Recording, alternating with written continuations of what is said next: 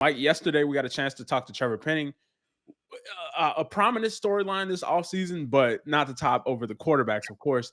But we got a chance to talk to him about his transition from tackle to guard now, and he had some insight on it. You wrote up something on the website for us, so make sure you check that out. Use code NOF for 20% off. But should we buy into Trevor Penning's optimism? Look, man, I did not want to buy this year, or I wanted to cautiously buy. I wanted to be cautiously optimistic. I like probably 90% of our readers or viewers or listeners. This has always made sense. We see Trevor Penning mauling guys in the run game. We see him struggle out in space as a pass protector. So why not move him inside the guard where he can just maul? I've always understood that, even though behind the scenes, as Nick and I both have said many times, we talk to a lot of people about it. It's such an obvious concept that we talk to, people in the personnel and scouting department, coaches, and it's something they were resistant toward. They wanted to make him work at tackle. I think because he's got physical attributes that most people don't have, that combination of size and athleticism. So they wanted to make him work at tackle. But the reason that I didn't want to fully be on board is I thought his move to right tackle was a little overhyped last year. I thought it was great to see him finally have a solid season and actually be able to hold his own and not just be this, he didn't get talked about like a disaster. And in some games he was actually one of the better players on the field and he had some really good games, but he wasn't wonderful. And now you're changing his position again and expecting that to go smoothly. That's asking for a lot. But man, talking to him yesterday, he was like, they're finally letting me play guard. This is the position I've always wanted to play. Everything I do well, I get to do. I can't wait to pull. I can't wait to get my hands on guys right away. So you have to move bigger guys. I love moving bigger. His face lit up. He said, they called me into the office. I knew it was coming, and they said, we think this would be the best move for you. And I said, I couldn't agree more. We're talking about Trevor Penning, who has battled confidence issues, who has openly battled confidence issues. And he is so sold on this move, and he is so excited about this move that carries some weight with me. If I thought it had a 40% chance of working out to the point where he's going to win this job and start every game this year at left guard, I think I'm already up to 60% chance. Just from talking to him and seeing what a boon it is for him. Because a lot of times with him, it reminds me a little of, Marcus Davenport or whatever. It's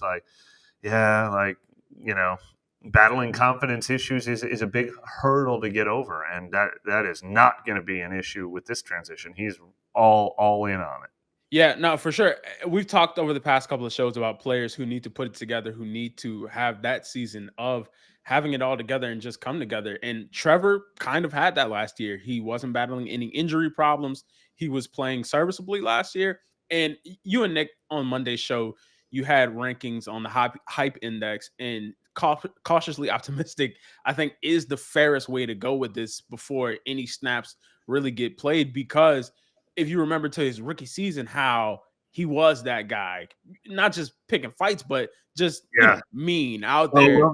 If we see him picking fights in practice, we'll know he's feeling good. That's a good point. Yeah. You saw kind of where he can be when his mind is on top. And I think that, hey, if you pulling and being able to rev up a head of steam to pop a guy is where you need to be, then hey, do it.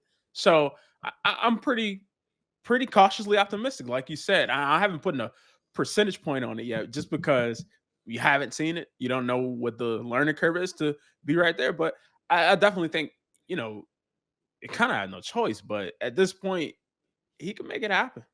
Yeah, I talked to Eric McCoy about it, and he said, this is quote, I've seen him play left tackle, right tackle, and now left guard, so I've seen him all across the board. Mm-hmm. I think that right now is the most confident he's been in his career, McCoy said. And I think that was evident when we talked to him. So look, that's the reason for optimism. Let me ask you this.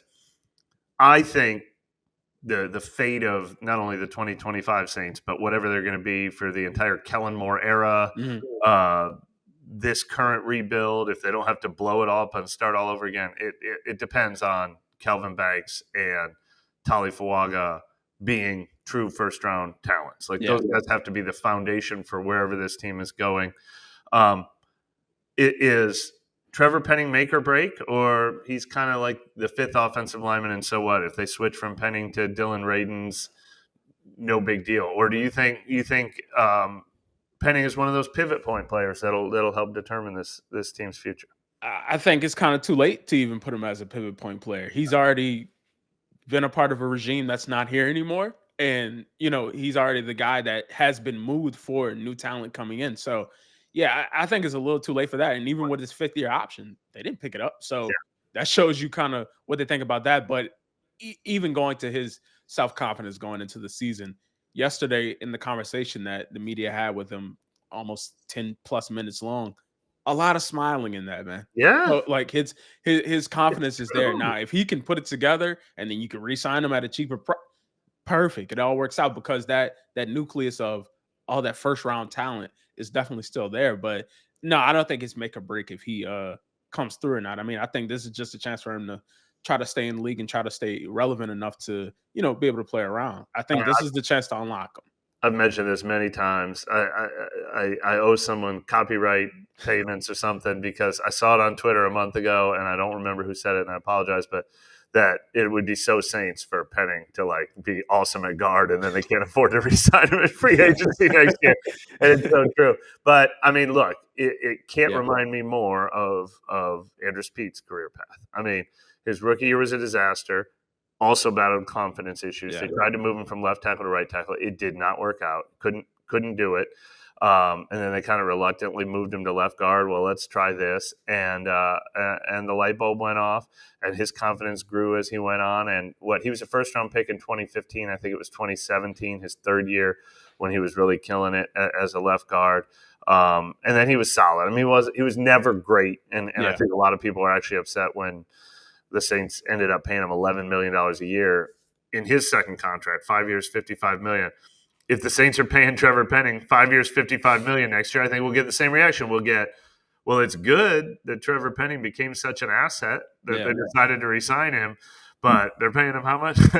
So Andrew Pete, early in his career, I think feels like an exact comp almost. Yeah. And I think it would be a win if his entire career plays out like Andrew Pete, which was never lived up to the hype of a first rounder, but you wound up serviceable is a good word, but maybe slightly above serviceable, I'd say, with Pete. Yeah, and that would be a huge win with Penning. Yeah, I mean, look, with the way the season went last year, I know it was time for Pete to move on just to get his entire career just on another track. But man, if they had Pete last year, it could have been better. They could have definitely used him at multiple points in the season.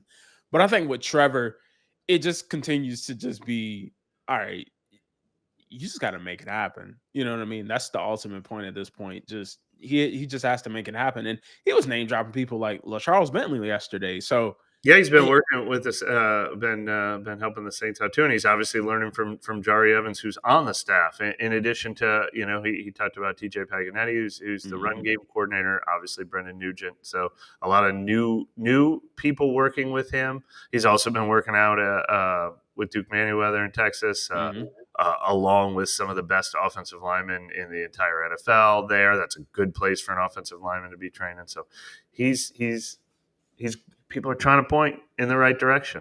And you know what I think also helps him? The time removed from being that first round pick that the Saints traded up to get, because now you have eyes going back on Fuaga, on him having to hit, and now eyes are on Banks on him having to hit. So I think him being kind of lower in that pecking order of, there's eyes on him, but the expectations aren't the same as those other two guys can help him out also. I agree. Yeah, like he was living under a microscope. And last year really helped, and I asked him about that, and he acknowledged, like last year just being like, all right, like he didn't say back off, but it's like, all right, I was good enough now that not everyone's just talking about Trevor Penning.